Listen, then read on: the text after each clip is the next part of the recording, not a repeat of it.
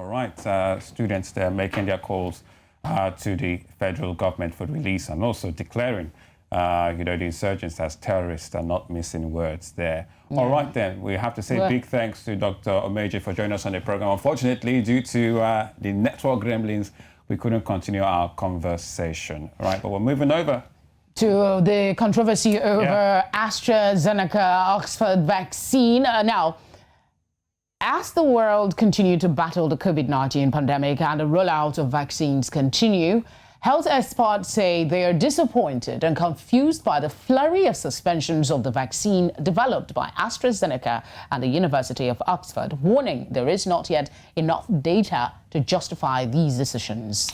All right, countries like Sweden and Latvia yesterday joined the fast-growing number of European countries suspending the use of the vaccine AstraZeneca as a precautionary measure following reports of blood clots, with some African countries also yet to receive vaccines for its populace. Now, the question now is being asked whether perhaps should the continent take cue from European counterparts and suspend the use of AstraZeneca vaccine pending further investigations. We remember that South Africa also talked about their own strain of the virus not being, with the vaccine not being effective against it. Well, there's lots to talk about on this one. Well, the producers are not taking this line low. AstraZeneca has reacted, saying there is no evidence the vaccine carries an increased risk of clots. It says more than 17 million people in the European Union and the UK have received a dose of the Oxford AstraZeneca vaccine, with fewer than 40 cases of blood clots reported as of last week. Also, the World Health Organization and Europe's drug regulatory body have all recommended that countries continue to use the vaccine. The UK, Canada and Australia, which are continuing to deploy the vaccine, are among some of the countries seeking to reassure their citizens about the benefits. Now, to really break this all down, we're joined by Virologist Professor Oyewale Tomori. Welcome to the program, Professor. Good morning to you. Good morning, and thank you for the... Good to see you again. What is your thinking on the growing controversy around the Oxford AstraZeneca vaccine? Yeah, thank you very much. I think we must take this issue in its context. By that context, I mean, first of all, we've always depended on the WHO or the European Union that, to... Quite unfortunate. Audio challenge there. We'll get him back. As soon as we have him back, we will continue the conversation.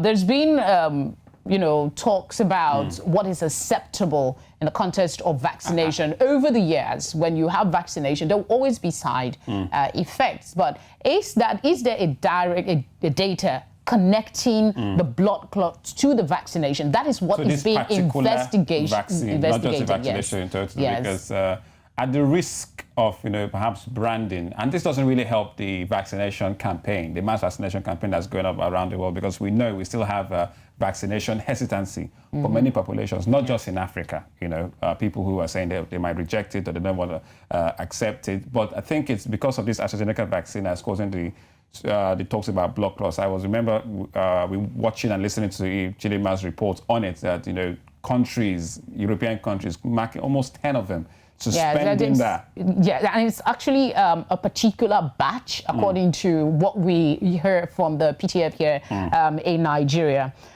Okay, I think we have the professor back. Professor Tomori, can you hear us? Yes, I can. Maybe it looks like I've not got my subsidy for the internet, so that's why. Okay, no problems. At least we have you. We'll just make do with what's available. So could you continue? You were trying to explain the controversy, getting it in context. Exactly. I was saying that it's important that we get in the context of it. The number of cases that we have out of the 17 million is only about 37. On a regular basis, you get more cases of people getting blood clots on a regular, normal basis. And then there's not been no association of this blood clot with what has happened. Yeah, it's all right for countries to take precautionary measures. But if you look at about 14 or 15 countries that have done this, they have done the cat start. Only about 3-4 of them actually have reported blood clotting among their people. And yet this doctor has not actually been associated with the virus, with the vaccine. The bodies that normally regulate this, like the World Health Organization, European, whatever, have said, look, the benefits outweigh the risk. So why are countries individually doing this? And some of the European people, like UK, actually believe it's a political pressure and not really based on science. So we too must copycat. When the lockdown and the copycatting, people were shouting. Now this is coming. It is for us to look at the information and take a decision, not based on everybody's doing it, and then we do the same thing. Yeah, Professor Tomori, and you just mentioned the perhaps maybe issue of politics, because we know that some analysts say that it may not be really the vaccine per se, but perhaps politics is at play here, considering the disagreements between the EU manufacturers and and some of the EU countries. But why this particular Oxford AstraZeneca vaccine? Why this particular one? Why not the Pfizer or the Johnson & Johnson or the one from Moderna and the likes? The Pfizer has not, in terms of the number of the number of doses which have been used. I think the Oxford has been used more than the Pfizer. In any case, the number of cases of what has happened, it's not as if Pfizer and others have not had side effects. But one side effect has attracted people, and that's the one of the blood clots.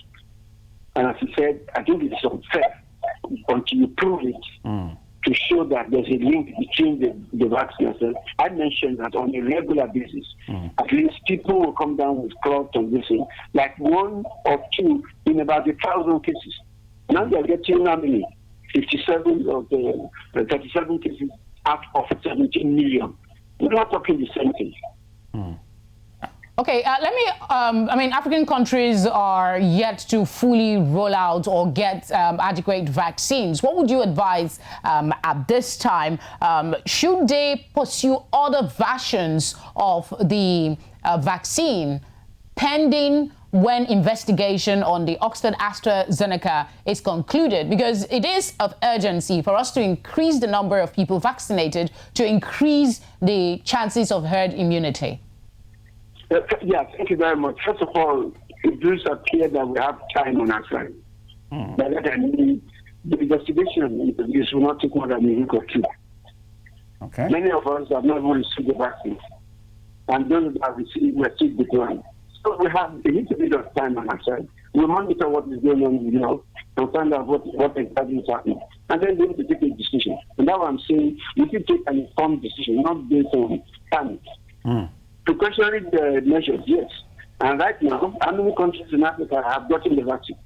And then your point, you're quite correct. We cannot depend only on one type of vaccine. You still need to look for others. In fact, if I have my way, there's a vaccine that you need to give only one dose, that is D&J, and can keep it at room temperature. So, fantastic. I would go for that rather than just stick to one particular vaccine.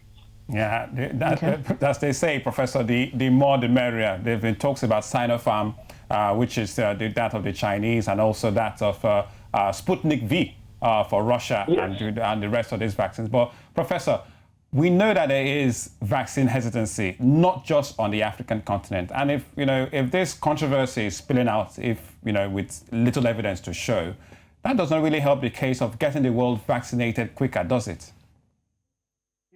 The error we made was that when all those stories about vaccines were coming out, we did not counteract them with facts. And I think it's catching up for us now. I also see, let me give you one example. Somebody on the UK website got the data, so remove one thing or the other, and just say 2,000 people died, and they took COVID. But in actual fact, it's 2,000 people dying of all the diseases. So people have to obtain information. And it's time for you and I to go directly to the source rather than wait for somebody to make the press for you, which has obscure motive. So part of the thing is that let's get out the facts to our people, tell them what it is. And usually there's risk in everything that you do. Yeah. But if the benefit overrides the risk, then you go for it. Okay. I keep talking about the issue of polio. 2 million people get the polio. Only 2 get the polio. And even because of those 2, you won't save the 2 million. All right, Professor. Thank you very much for joining us on the program. Renowned virologist, Professor Oyewale Tomori on Breakfast Central. Thank you very much. And once again, good morning to you, sir. It was my pleasure. Thank you. All right. Interesting submission. There's so many talking points on this matter of vaccination. I was, if not for time, I was going to ask him to talk a little about some of these side effects, that mild side effects that people should expect with the vaccination, so people don't panic when it does happen. Hopefully we'll have more time to talk about that. Which side effects for which vaccine? Because the vaccines right now, there are quite plenty of them.